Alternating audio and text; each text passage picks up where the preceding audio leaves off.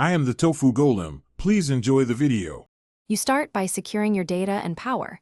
Make sure you have a backup and at least 20% battery. Once done, open Settings and go straight to Apps or Applications Manager so you can act now. You'll search for the target app by name or package, then tap it to view storage and permissions. This first action exposes the update controls and uninstall options.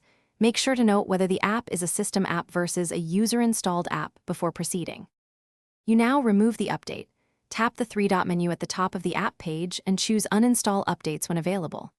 If that option is grayed out, go into Storage and clear cache and app data, then try again because residual data can block rollback. If the app came from the Play Store, open Play Store, right arrow My Apps, right arrow find the app, and use Uninstall to revert to the factory or older build. Be cautious. Uninstalling updates can reset settings, so expect to finish, perform any advanced rollback if necessary.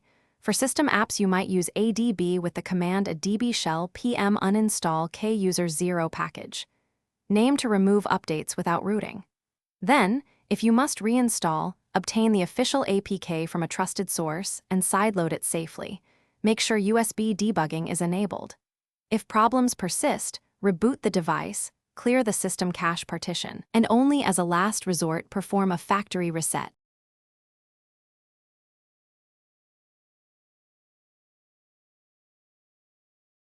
Thanks for watching.